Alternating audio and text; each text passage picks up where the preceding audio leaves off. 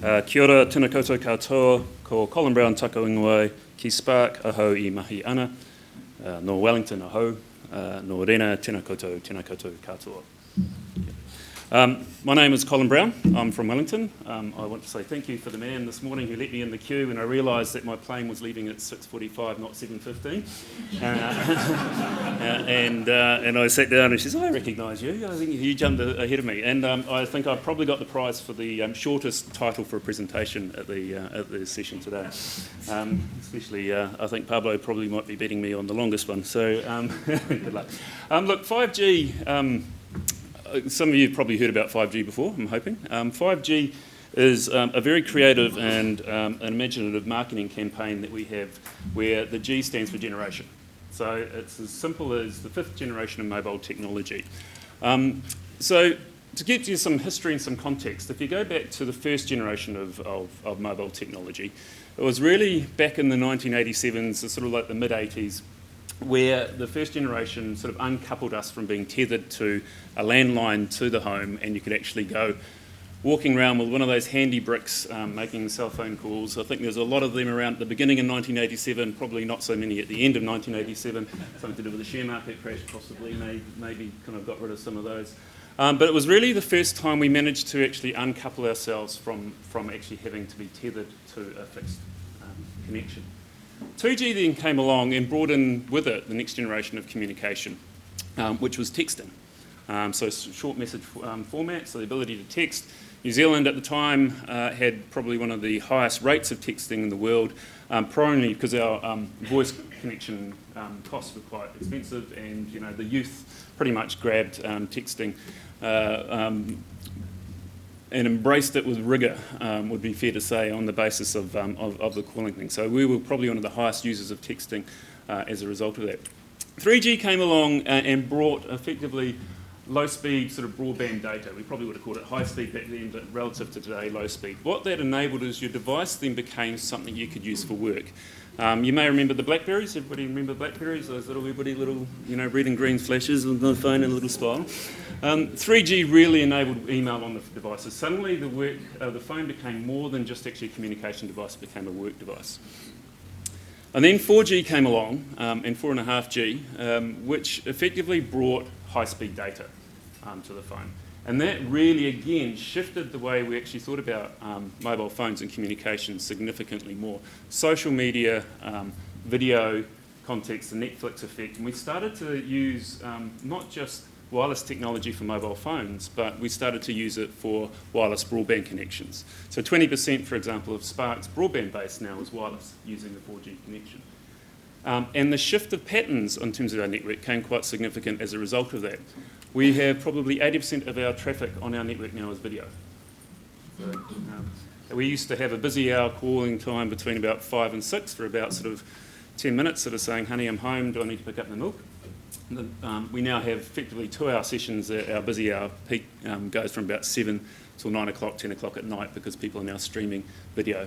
There's more than one device in the home. The world has 104% penetration against population of mobile devices in it. So effectively, if you think about the world of actually thinking about wireless and communication as being a mobile device, has effectively reached its saturation point, and it's actually moving into something completely different.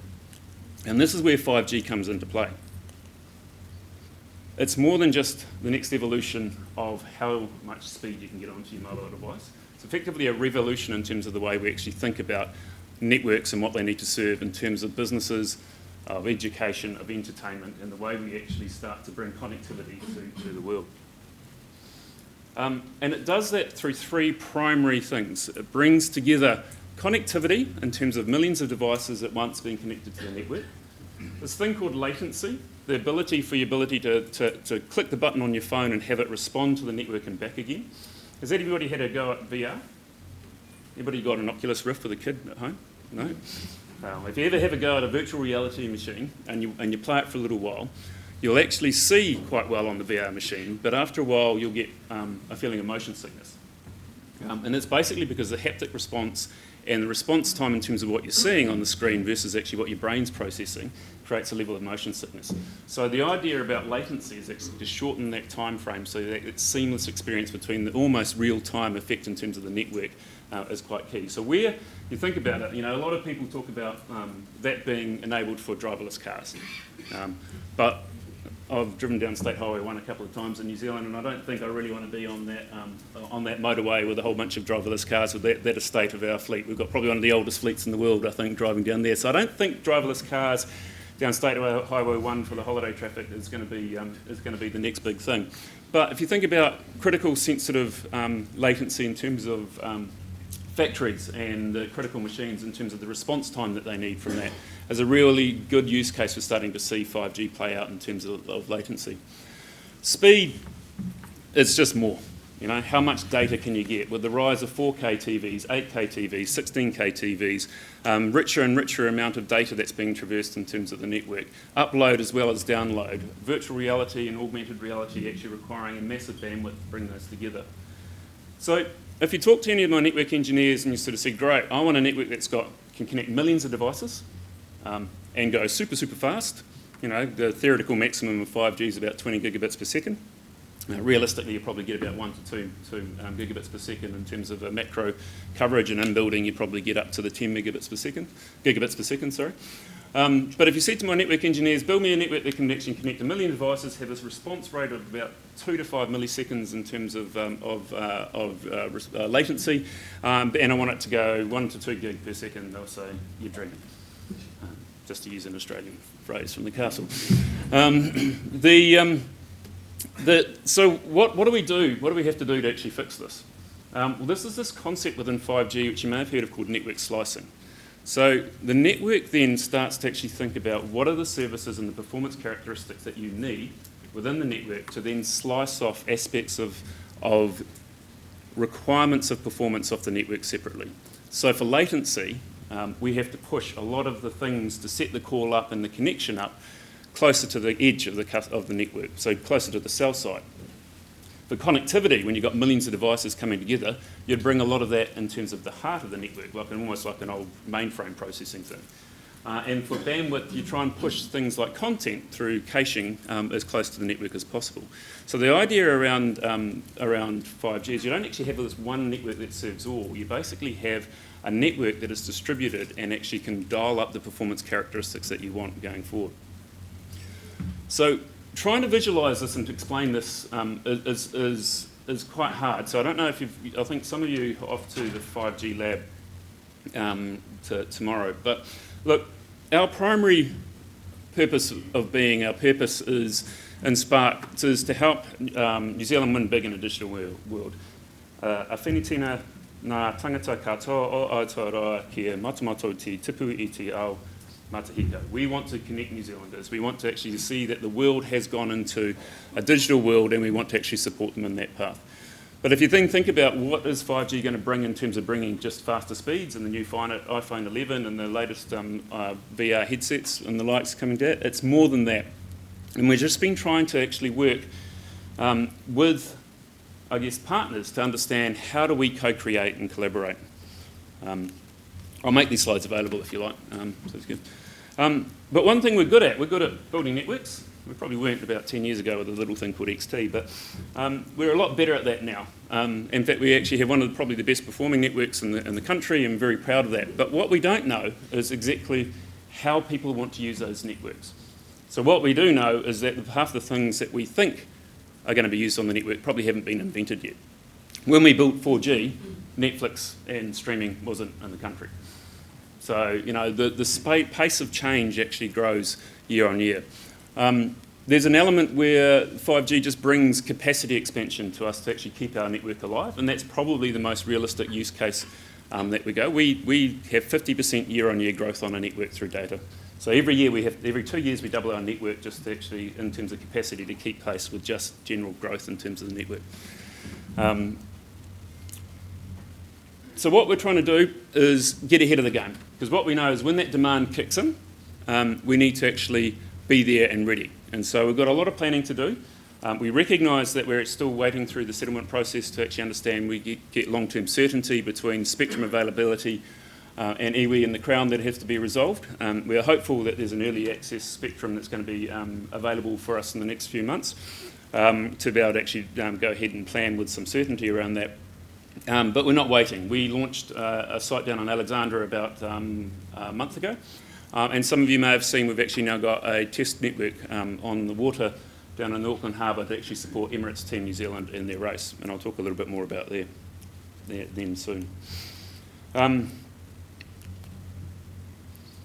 If you do get down to the Spark 5G lab, trying to explain connectivity, latency, and bandwidth is quite hard until you actually see something happen. And there's a really good demonstration about latency, which is actually just these two robots balancing a ball between 4G versus 5G. And if you get down there, basically the length of time it takes to actually for the robot to see the ball and adjust two robot arms on 4G versus actually 5G is phenomenal. It's probably the one most clearest demonstrations of actually the power of latency and what it can provide if you actually get a chance down there. So we recognise 5G is quite a hard thing to explain to public, so we built the lab to actually then take people through about the many use cases from that. But the lab, actually, and it's very much in I guess, theme of your day-to-day, the lab was as much about our also transformation through Spark into Agile, where we recognised that actually if we brought this technology to you as a business or an organisation, how could we overcome some of the barriers that prevent you from adopting new ways of working or new technology and create that opportunity to improve whatever your mission is.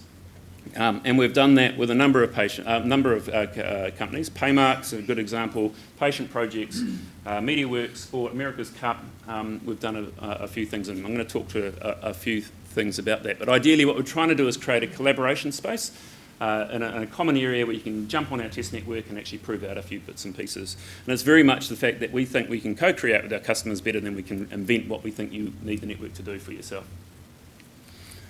One of the best examples of this is probably Paymark. So Paymark introduced EFTPOS into New Zealand, so the electronic funds transfer system that you all use when you actually go and buy your coffees. One of the things that they really wanted to do is to introduce this concept of micropayments through facial recognition. So the ability to walk in there, see your face, tie that to a key with your bank account and allow you just to go in there and grab your drink and then walk out without having to actually worry about going through a transaction there. So think about in a big shopping mall, lots of food events or just sort of coffees and shops to execute on that. One of their barriers that they had was the fact to do that, they needed to actually have big data. They needed a fast connection, low latency, and to do that you'd actually have to fibre up and do quite a lot of work within each of the individual stores to actually make that happen. But one of the things they're interested in is exploring is if they did that over a 5G network where you could actually just wirelessly put a camera in, that then feeds a local data centre which has the ability to actually look at the data analytics and the facial recognition that you've got over a network that can carry the bandwidth of a 4K or even a high definition picture of yourself to then do the analytics around that and then pass it back fast enough to recognise that by the time you've left the shop you have actually got money in your account to actually pay for the drink that you've grabbed. So that was a really good example about actually connectivity, millions of these little cameras, speed and bandwidth, and linking that to big data analytics to sort of see how we can actually support decision making around that. Look, just going out on a limb, I suspect you guys are probably doing something similar around some of the risk assessments that you've got in terms of things coming into the country. Is there a way you could actually try and capture some of that information, pass it back to a central data analytics engine and machine learning to actually then pass that back going forward? I was having a conversation with Brett before, I think it was. Look, other examples we're seeing, so we see that sort of playing out in banking and finance. We can see connected transport. Now, I don't believe we're going to, as I said, see thousands of connected cars down State Highway 1. But if you think what we did with Omeo, which I'll play a video on, this is about how do we then bring connectivity to the car, how do we bring the car to link to the infrastructure, how do we actually bring information to the car as it's progressing. And Omeo are a New Zealand-based company that are looking at the ability to introduce these small buses into sort of places like campuses, into places like residential care homes where mobility is an issue, into higher risk health and safety issues like airports and the bits and pieces where they can actually drive around and actually be connected. They use this thing called LiDAR, which is sort of like a light radar thing, but on top of that, if you brought in a level of connectivity, you could actually bring a whole bunch of other things like information or connected infrastructure. And so we did this earlier in the year. There's a video here I'll play. We got sound? So this is the first ever 5G autonomous vehicle being driven in New Zealand. So Omeo are bringing the technology capability with their autonomous vehicle, Spark's bringing the network capability, and between the two of them, we're starting to evolve and innovate about the way autonomous vehicles will turn up for New Zealand. Got a motor in it which spins. Okay.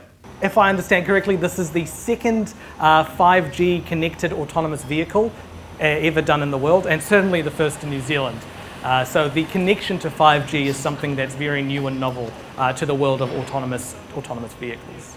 5G enables a lot in terms of connected vehicles. So in the smart city of the future with connected intelligent transportation systems, the connection between different nodes on that network is crucial to the cooperative applications that come out of it. So that enables us to do that at a low latency and high throughput, which means a lot of data very, very quickly. This is the beginning of hopefully a very long innovation cycle with a number of other partners that would want to bring into the lab. But ultimately it's about bringing together the technology and the business together to visualise and understand what the future looks like for 5G in New Zealand.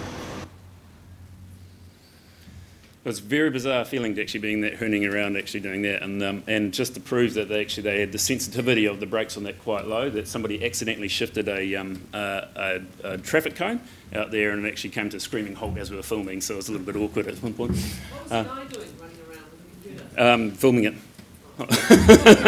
It was an iPad. No, he wasn't remote steering it. Look, one thing we saw, there's a massive trade show called Mobile World Congress in Barcelona. About 100,000 people turn up to there. It's over 8 halls. One of the things that they do is they demonstrate, I guess, some of the partnerships between the technology providers and some of the innovators. So one of the things that Ericsson have done is combined with the London Hospital to actually look at seeing what the average drive time, if anybody's been in London and stuck in traffic, you can recognise that sometimes the ambulances can take anywhere between half an hour to 90 minutes to get from the point of actually picking up the patient to actually the hospital. So what they've done is actually they've worked with actually how do they get something connected in terms of the ambulance with a haptic glove that somebody like back at the hospital can actually help guide the paramedic with in terms of doing diagnostics with the glove on ultrasounds to see whether or not there's sort of significant issues, and then do some triaging in the ambulance to say, actually, really serious case, we need to dispatch to a closer hospital, or understand what the diagnosis is so they can actually get ahead of the game and actually start to do the theatre setup before they actually arrive. And they reckon that that's an opportunity that actually brings, again, that low latency to actually be able to actually respond to the glove to tell you to move left and right, up and down, together with the high definition of the data being transferred back to the technician, to the physician, to then be able to actually then have ongoing communications and video content around that. So again, bringing that sweet spot of all of those three things together to actually effectively save lives or actually improve the care of their people. We're seeing a lot in terms of health and safety now turning up in terms of augmented reality and virtual reality. So the ability to do health and safety training and dangerous sort of operations to actually help to do diagnostics in terms of some of the assistance in terms of technical work. So there's a lot of that sort of thing starting to bring sort of that ability to actually again have the mobility and the rich data to actually be able to connect back in terms of an information source. Smart manufacturing, you're seeing quite a lot of things to actually starting to actually introduce in terms of the production line, where it can take high definition pictures of something that's on the production line, send it back into machine learning, which is stored and locally, and then be able to actually trigger a response to say actually that's a defect and we'll take that off the production line and put it in, or that's a pass and going forward. So again, starting that automation and the ability to quickly reconfigure factories and that. Probably more of a case in terms of more global sort of use cases around that rather than specifically New Zealand, but possibly in Australia. You can see some of that playing out. Agriculture, I'm not quite sure we'll be doing, my marketing department got a little bit carried away about sort of drones spraying massive fields around this in terms of that. But what we are seeing in terms of agriculture is probably more the IoT aspect, water quality monitoring, soil monitoring, sort of even just sort of taking pictures of actually pasture to understand to the extent that actually you're getting the right level of chloroform in your pasture to understand what level of fertiliser you might need to put down. So reducing perhaps the amount of fertiliser we put on by not over-fertilising, by having analytics in terms of what's happening on the farm. Vineyards, water quality, pH, and all of those bits and pieces. So we're starting to see that big IoT drive coming together in terms of actually that aspect around it. Entertainment, augmented reality, virtual reality, again, low latency, high speed bandwidth. My son, just to give you an idea, he's 14, he saved his pocket money for 3 years to buy an augmented reality, virtual reality headset. It's kind of, we probably don't understand the power of actually esports and virtual reality, but there's nothing more motivated than, that's a big part of your life to be saving up for a virtual reality headset because he was so passionate about it, but he's not alone in that. Esports probably one of the biggest growing sports in the world. Things like streaming, not only sort of live events like NFL events in America, but actually 30,000 people turn up to a stadium to watch people playing Call of Duty. If F1 takes some of the people out of F1 esport and put them into real cars. So esports is one of the biggest growing aspects of entertainment going forward. And even sport. Clearly we needed 5G for the rugby, but both of us. But here's a little bit of Grant Dalton talking about what 5G can do for Emirates Team New Zealand. As Ernest Rutherford once said, we can't outspend them, so we've got to outthink them. We're going to have to innovate more, think smarter, and be even smarter than we were in Bermuda. Everybody has already reached that bar. We've now got to be a rung above everybody else. It's about starting a new collaboration with Emirates Team New Zealand and Spark 5G is going to underpin what we can do going forward. The Americas Cup is a technology race. You've got to win the technology game. 5G will help us win that technology game. We've got it, our opposition doesn't have it. We're only just starting to explore the opportunities that 5G will give us. One of the things we know that we'll be able to transfer video and data into the shore base. Gives us a lot more analysis ability than we have doing it on the water as we've always done it to date. We can take our fans along with us. VR, live VR. You can't get live VR at the moment that I'm aware of. We could bring live VR to the fan base now by running a 360-degree camera on the boat, transferring it back by 5G. This is going to be one of the major tools that allows us to innovate. And it's this sort of partnership that allows us to think that way again, to throw the ball out as we did last time as far as you can and try and get to it.